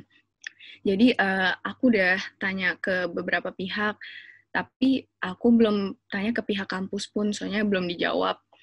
Jadi, itu salah satu hal yang pending. Tapi aku pernah dengar dari mahasiswa di Tiongkok juga, dia mahasiswa S3, katanya kemungkinan bakalan dikasih, karena situasi yang baru ini, situasi yang pandemi sekarang ini, kan spesial, jadi bakalan dikasih keluasan, jadi kita bakalan diperpanjang dengan otomatis visa kita, residence permit kita. Namun, waktu kita udah ke sana, kita wajib untuk ngurusin lagi. Nah, itu aku dengar kabarnya, tapi belum aku konfirmasiin. Bakal nanti aku konfirmasiin, terus misalkan aku dapat kabarnya, bisa aku share ke teman-teman semua. Ya, betul. Karena mengenai resident permit kan itu beda-beda, kembali ke kampus masing-masing ya.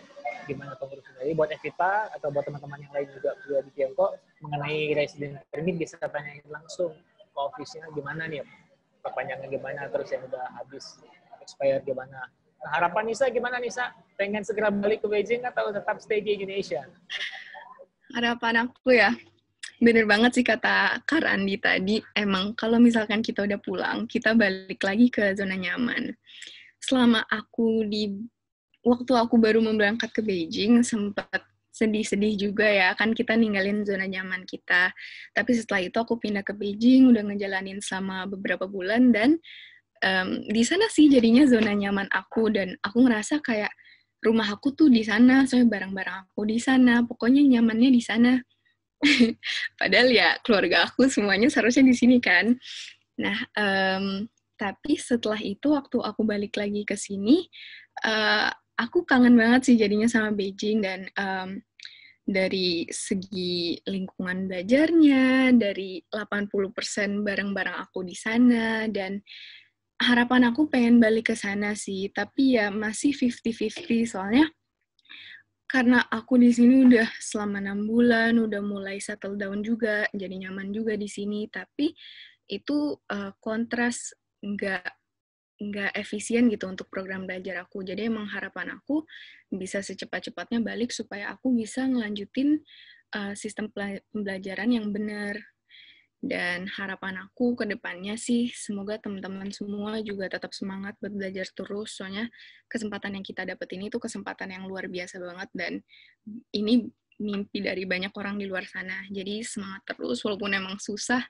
Kalau moto aku yang aku ingat, nggak apa-apa sambil nangis, tapi dijalanin aja terus.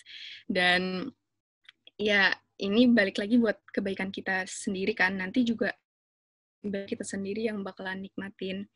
Jadi semangat terus, nggak apa-apa, jalanin aja terus, kalian nggak sendiri kok.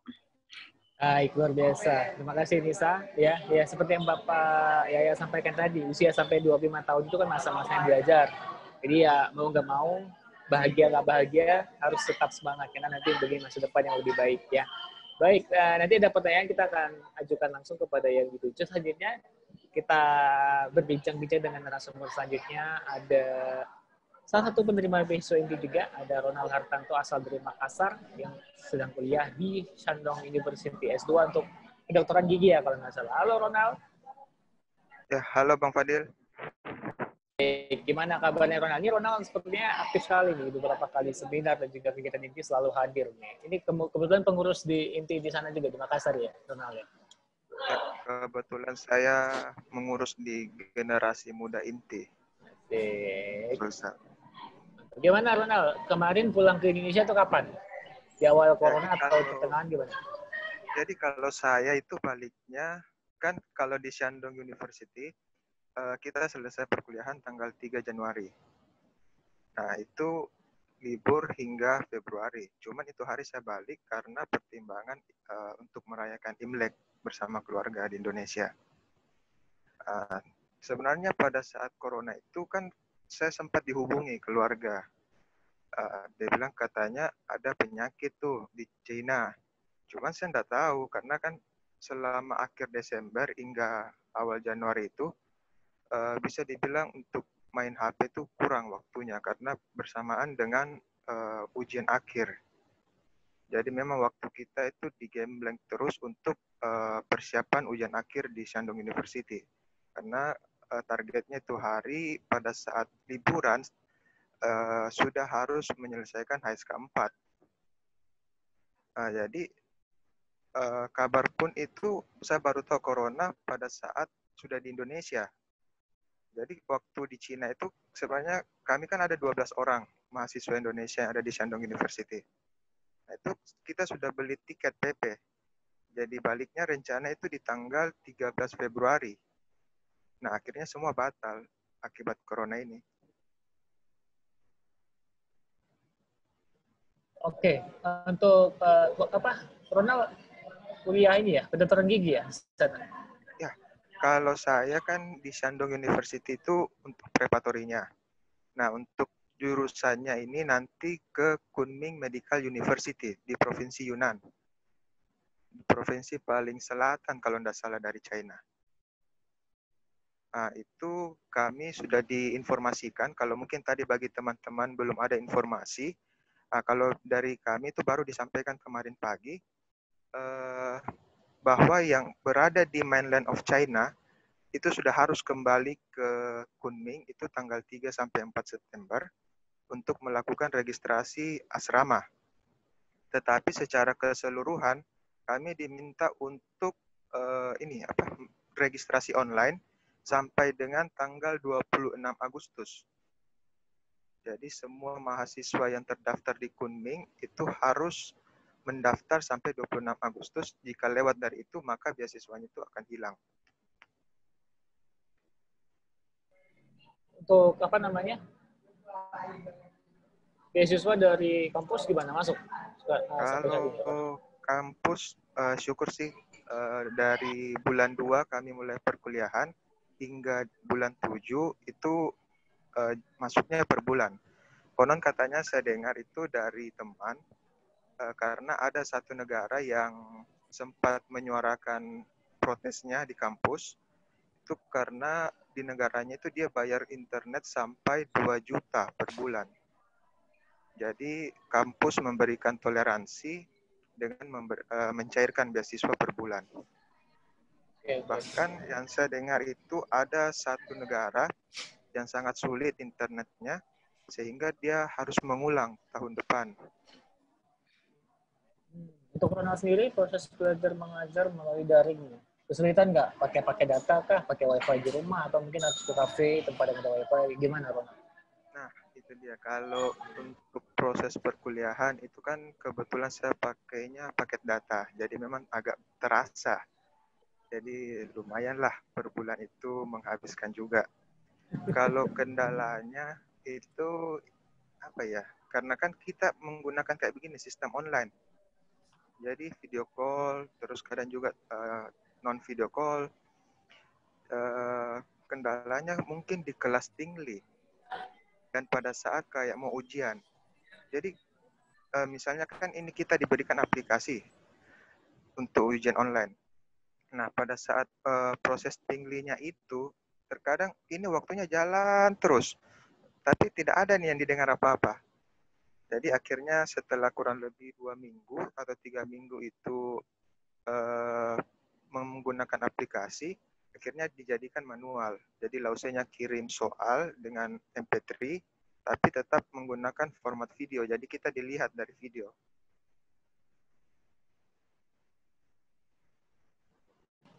Oke, untuk keadaan sekarang di Makassar gimana, Ronald? Untuk penyebaran virus corona sendiri. Berapa banyak yang positif di Makassar? Kalau Makassar kan, kalau provinsinya kan sudah agak lumayan lah. Dari awalnya mungkin 3 besar di Indonesia, akhirnya menjadi 5 besar ya. Untuk kota Makassar sendiri, kalau tidak salah kemarin saya lihat datanya itu 5.777. Itu akumulasi. Nah, yang sembuh itu sudah 3 ribuan. Jadi yang tersisa ini yang masih dirawat sekitar 1.700. Yang masih tinggi sih, karena kalau saya perhatikan ya, kalau misalnya saya keluar beraktivitas, masih ada orang-orang yang tidak taat pada protokol kesehatan. Misalnya berkendara nih, ya syukur-syukur kalau dia ada masker, dia pasang. Ini sama sekali tidak ada masker. Terus yang kedua itu masih banyak yang suka nongkrong, tidak jaga jarak. Pernah saya ingat satu kali habis menghadiri acara, itu saya kaget lewat itu jalan. Tidak ada sama sekali jaga jarak dan penuh, ramai sesak itu jalanan. Hanya untuk makan di dekat pantai. Untuk proses belajar mengajar sendiri di Makassar gimana? Apakah udah mulai masuk ke sekolah tatap muka atau masih daring? Karena saya lihat di beberapa wilayah di Indonesia itu sudah mulai nih, walaupun di Asia, misalnya jam 7 sampai jam 10 saja untuk anak SD, terus Senin sampai Kamis saja. Itu di Makassar sendiri gimana? Kalau Makassar masih online karena belum ada aturan yang keluar mengingat situasi yang belum kondusif kan. Penyebarannya juga saya lihat masih lumayan walaupun sudah agak turun tingkat positifnya. Jadi pertama mungkin Makassar kena dibilang hitam, akhirnya sekarang sudah mulai menjadi merah. Oke, untuk sejauh ini komunikasi Ronald dengan pihak kampus ada nggak? Mungkin nanyain kira-kira kita kapan bisa balik atau pengen tetap stay di Indonesia dulu? Kalau komunikasi itu terakhir kemarin pagi yang tadi saya bilang. Jadi pihak kampus itu sudah memberikan informasi bahwa semua mahasiswa S2 Kunming Medical University harus segera menyelesaikan pendaftaran online-nya sampai dengan tanggal 26 Agustus. Dan yang masih ada di China, tolong kembali tanggal 3 sampai 4. Sedangkan untuk yang berada di luar China, mahasiswa internasionalnya, itu masih tunggu dalam waktu dekat katanya akan diinfokan. Oke, harapan Ronald gimana nih untuk ke depan? Pengen segera balik, pengen belajar online aja biar lama-lama. Karena kan sebagian orang teman-teman bilang nih, udahlah kita di Indo aja, daring kan, kalau kita kuliah online, uang beasiswa juga masuk. Halo, Ronald gimana? Kalau saya sih sebenarnya mau balik. Kenapa? Karena jujur, kita ini belajar online itu tidak efektif. Contoh, misalnya kayak ini yang preparatory aja kan, ini syukurlah kita masih preparatory. Beda pressure-nya saat kita di kelas dengan beda saat online. Yang saya perhatikan misalnya pada saat online itu, lausianya ini sudah marah-marah. Tapi ini mahasiswanya santai aja. Bahkan yang paling kocaknya itu pernah saya ingat di kelas, lausianya menjelaskan. Kan kalau menjelaskan itu semua speaker harus dikasih nyala supaya ditahu apa yang dibikin. Loh, ada suara ngorok. Jadi ada yang tidur. Lausianya itu sudah marah. Ini siapa? Jadi satu-satu dikasih mati kan. Akhirnya ketahuan orangnya. Oh ini ternyata dia tidur. Akhirnya ditegur. Dan itu bukan satu kali. Setahuku 2 sampai 3 kali. Dengan orang yang sama. Jadi memang kalau saya bilang lebih enak sih kita kembali ke China. Kuliah di kelas. Karena ilmu pun yang diserap pasti beda dengan yang online, dengan mandiri. Apalagi kalau ada yang tidak dipahami, kita bisa langsung tanyakan. Kalau sistem tatap muka, kalau offline, online saya rasa agak sulit. Oke, baik. Terima kasih, Ronald. Ya, nanti kita akan jawab pertanyaan-pertanyaan. Tadi juga ada kita nanya. Jadi buat teman yang menonton seminar kali ini silakan bertanya seputar keadaan di Tiongkok ataupun proses belajar mengajar ataupun mungkin beasiswa di Tiongkok. Ini ada request ya, selagi menunggu pertanyaan, saya bercerita pengalaman di Wuhan ya. Oke, mungkin semua saya salah satu WNI ataupun mahasiswa yang dievakuasi di Wuhan.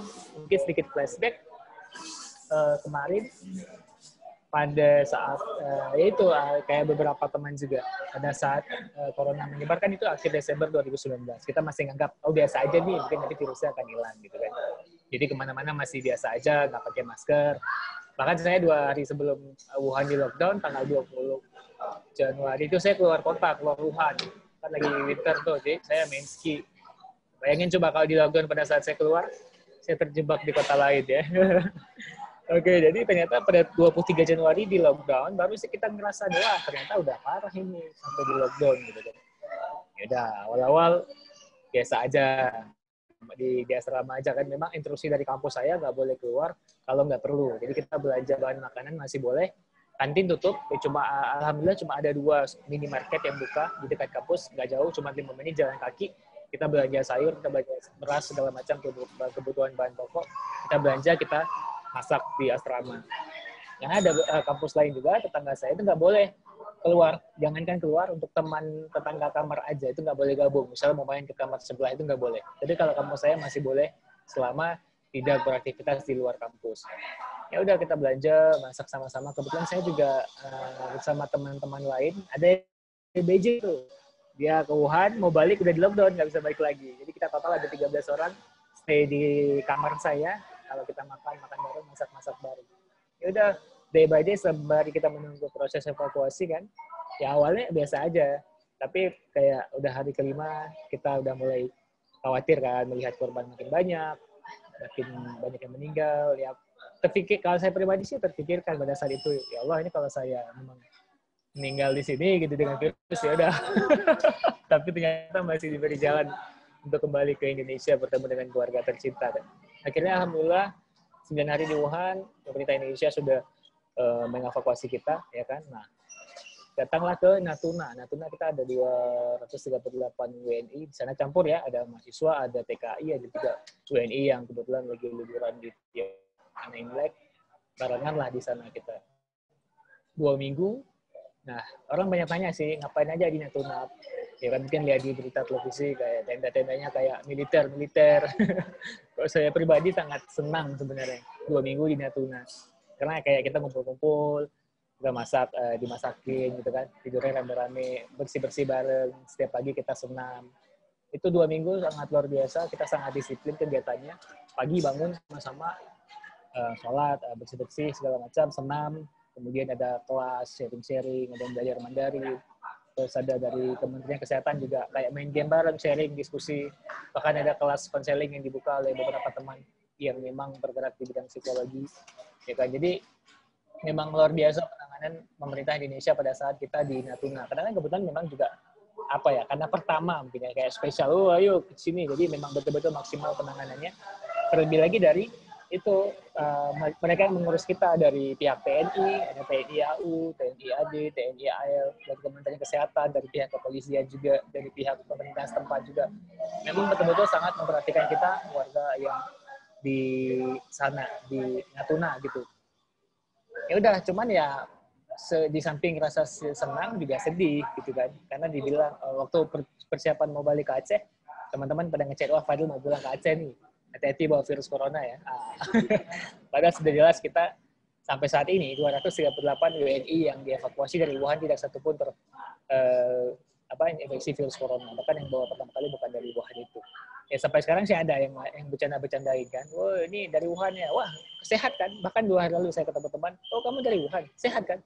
Ya jelas sehat lah. Itu saya udah 6 bulan lalu saya balik ke Aceh. Gimana nggak sehat coba? Ya udah jadi ya alhamdulillah sekarang sudah bisa kembali di rumah bersama keluarga gitu kan. Ya sama juga perasaan kayak kawan-kawan. Kalau ditanya pengen balik ke Wuhan ya pengen. Dan itu juga pertanyaan yang selalu ditanyakan oleh teman-teman. Kapan Fadil balik ke Wuhan? Masih belum tahu. Kapan balik ke Wuhan? Belum tahu. Ya kita menunggu aja. Karena tadi juga Pak Yaya bilang dari pihak KBRI Beijing kan sudah berdiskusi kan, sudah duduk dengan pemerintah Tiongkok, dengan pihak kampus di Tiongkok. Kapan kira-kira baik untuk kita kembali ke Tiongkok untuk belajar lagi.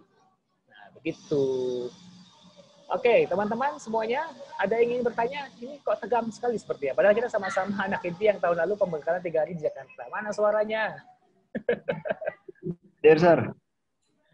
Luar biasa. Oke, ayo silakan. Yang mau ngomong, mungkin hostnya bisa dibuka.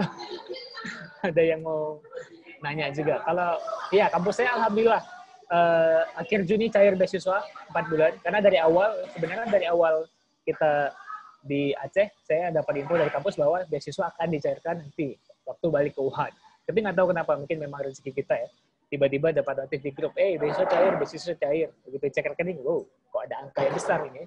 Ya udah, jadi bersyukur. Cuman nggak keluar semua. Kalau saya pribadi sampai bulan Juni, jadi Juli Agustus saya belum keluar beasiswanya.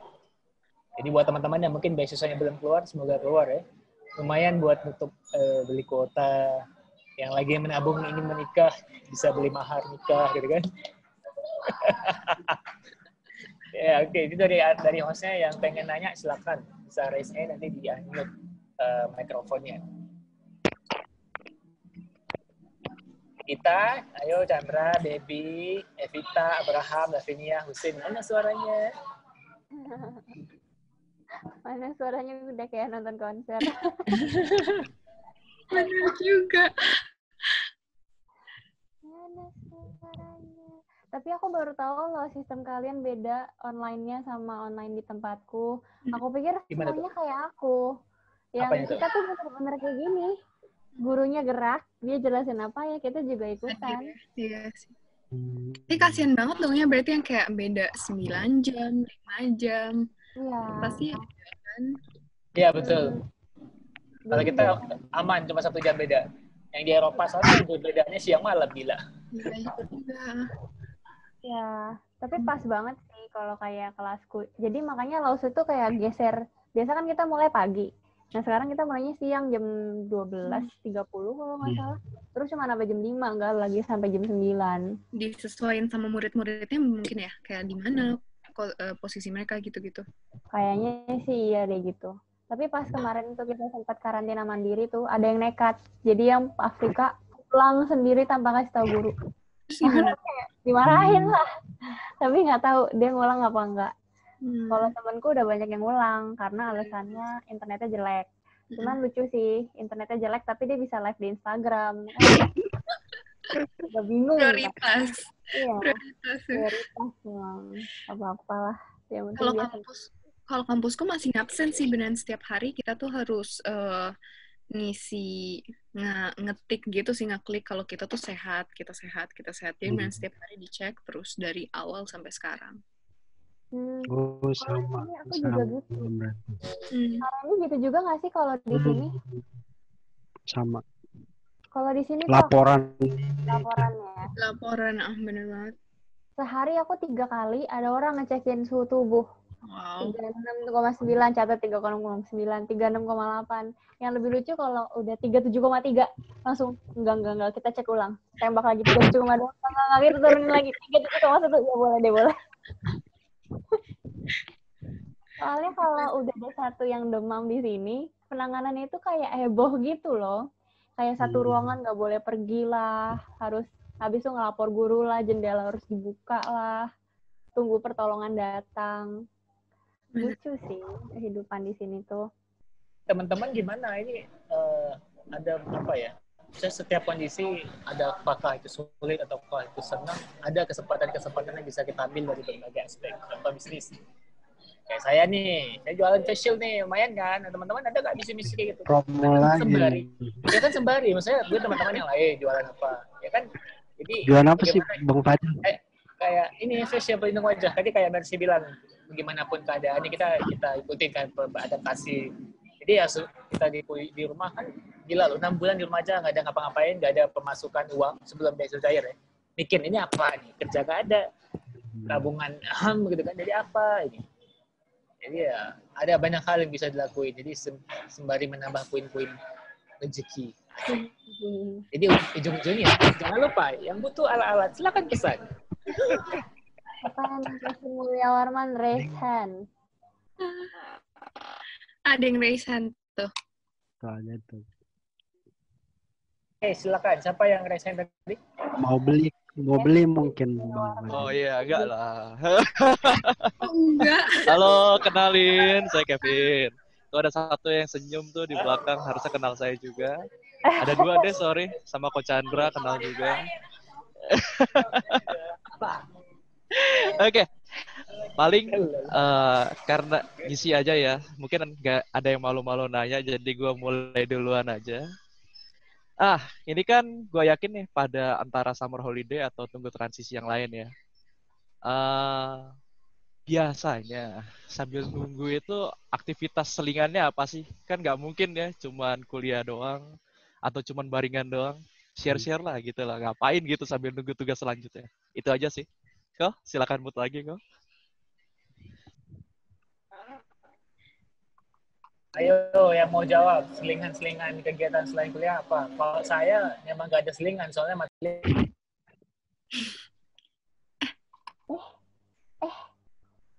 Kemute, Kak, kemute.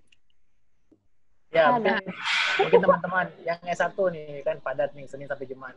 Kalau kayak S2, S3 kan standar lah. Apa yang S1? Ayo. Kalau aku sejujurnya sih, karena kemarin belajarnya tuh beneran sampai frustrasi banget, beneran capek banget. Jadi sekarang tuh misalnya ada waktu luang, biasanya aku nonton Netflix atau kayak ya beneran entertainment buat diri sendiri aja sih. Tapi entah kenapa ya, mungkin karena aku udah balik lagi ke tempat asal aku ya, jadi ada aja gitu kerjaan-kerjaan kecil yang emang mengisi dan mengambil waktu keseharian aku. Jadi beneran nggak cuma bisa belajar doang atau main-main doang, ada aja yang perlu dilakuin. Kalau aku sih gitu selama ini. Saya tahu kalau teman-teman lain gimana, Bang Randi, Kak Ronald, Kak Mercy. Coba boys first deh sekarang. Kak Randy. Kalau aku sih sepedaan ya. Sepedaan, explore Harbin, atau tidak masak. Masak doang. Jadi hobi baru tuh. Semuanya jadi pinter Itu masak. aja sih. Iya. Atau di sini ada biliar, jadi kita bisa main biliar. Enak ya tempatnya. Main hati bisa Bang Randi. Wow. Oh, enggak bisa. Ada aja Kak Fadil. Jagonya sih Kak. Coronald, mana nih Coronald? Ya. Coronald. Halo. Nah, Coronald biasa ngapain aja buat ngisi kegiatan? Nah, kalau saya mungkin kebetulan backup pekerjaan, ada beberapa pekerjaan yang saya harus backup. Terus yang kedua juga tuh ya sama kayak Bang Randi, lebih banyak kayak masak-masak. Akhirnya kembali subur lah kita ini. Kembali subur ya. Padahal kalau di Cina itu hari sudah bagus, Agak balik langsing. Indonesia. Iya, balik Indonesia kembali berisi lagi. Kalau aku di sini cuman karena nih Huaqiao kan dia pertama kalinya preparatory kan ya. Jadi kita angkatan pertama preparatory, jadi mereka lumayan banyak project. Jadi kita kayak dari kemarin rekaman mau ngajarin beberapa words pakai bahasa kita masing-masing, ada 4 bahasa Indonesia, Inggris, Spanyol, sama Perancis kalau nggak salah. Itu translate HSK sampai HSK 2, berarti ada 300 kata. Itu translate dalam 4 bahasa, per kata kita record. Jadinya seminggu ini padatnya itu sih, sama bantuin guru untuk input data angkatan teman-teman baru yang akan masuk ke Huaqiao tahun ini. Dan permasalahan mereka adalah ini tuh namanya Huaqiao kan mereka fokusnya ke hubungan antara luar negeri kan, ke banyak negara-negara di luar. Nah, masalahnya adalah kalau seandainya kan mereka mau kelas online, ada negara-negara yang internetnya tuh jelek banget. Kayak contoh dekatnya dia Kamboja deh. Internet mereka tuh sangat pas aku kelas bareng sama mereka pun internetnya jelek banget. Kasian, jadi tiap hari tuh bisa sengaja bisa tiba-tiba berhenti videonya dia mau download videonya untuk belajar pun susah. Terus kayak negara Filipina. Negara Filipina kan walaupun negaranya kecil, tapi tingkat virus coronanya masih tinggi kan. Jadi kalau mau dipanggil ke sini pun, langsungnya kayaknya nggak bisa dari petinggi pun juga belum ada ngomong apa-apa. Tapi yang pasti kalau dari kampusku sendiri, agak lebih telat dibandingkan kampus-kampus lain. Kita tuh masuk kampus, orang-orang asli Tiongkoknya itu balik ke kampus itu dari sampai tanggal 20 September bisa. Jadi besoknya tuh langsung masuk kampus. Kayaknya sih kemungkinan kayaknya sih kemungkinan kita yang ada di sini bakalan tanggal segitu juga untuk balik ke sana. Terus kemarin udah perpanjang visa juga, jadi visa kita langsung bayar 3 tahun. 3 tahun 4 itu bayar 1.000 kuai 2 juta langsung. Aduh, sedih sih, cuman nggak apa-apa lah, ada jaminan kita memang tetap jadi mahasiswa di sini kan. Terus apalagi ya, kayaknya udah sih, itu aja sehari-hari. Nggak ada lagi kan kegiatanku, nggak ada. Masak cilok. Iya, masak cilok. Mencoba resep Indonesia yang susah. Kok nggak jadi ya? Cici. Ada lagi yang mau sharing? Kalau nggak ada, kita tutup. Artinya Kita tuh mungkin. Gimana kok? Kita tutup kok, Chandra? iya boleh ditutup. Tapi sebelum tutup, kita screen capture dulu. Berikan wajah terbaik Anda, saya akan men-capture Anda. Buka kameranya semua. Buka Ya, kameranya buka semua. kameranya, teman-teman. Supaya kelihatan. Itu Gita ngapain? Anda di dunia terbalik. Oke, lagi Jaya, Hello, Vivi, Evita, Hai, Alexandra, Hussein, Abraham, silakan. Yang lainnya yang belum buka kamera, silakan buka kamera, tampilkan mimik wajah terbaik Anda supaya Anda bisa shining. Baby akhirnya buka kamera juga. Aku baru Jaya panjang sekali rambutnya, keren banget kayak opa-opa. Jaya roommate waktu pembekalan kemarin. Mantap Jaya, apa kabar? Lamo udah basuh. Oke, siap ya? Yang bisa capture. Aku capture juga. Nanti kita lihat mana yang terbaik gambarnya. Oke, 1, 2, 3. Lagi, 1, 2, 3. Oke, saya slide selanjutnya. Tunggu dulu. Oke, ini slide kedua. 1, 2, 3. Lagi, 1, 2, 3. Oke, selesai. Oke deh. Oke, teman-teman, terima kasih banyak sudah mengikuti seminar di siang kali ini. Sampai jumpa lagi di lain waktu. Sehat-sehat semuanya. Tetap berharap yang belum keluar beasiswanya sudah keluar. Sudah keluar bisa ditambahkan. Sehat-sehat semuanya. Untuk Coach Chandra, terima kasih banyak kok ya. Coach Chandra di kala pandemi luar biasa setiap hari ke lapangan panas-panas, rumah susun bagi sembako, luar biasa kok. Ya. Ya, makasih juga buat Perhimpunan Inti udah memfasilitasi kami. Ya, terima kasih semuanya. Semoga ada satu hari nanti kita bisa reuni ya, langsung bertatap muka. Nginep lagi seminggu. Ya, nginep lagi seminggu. Nginep lagi lah. Mantap, nanti malam terakhirnya curhat lagi ya. Iya dong. Malam. Oke, sehat-sehat Oke, ya. semua. Baik kok, sehat-sehat kok. Terima kasih untuk Enti. Sampai jumpa kawan-kawan semuanya. Sampai jumpa. Ya, Saja.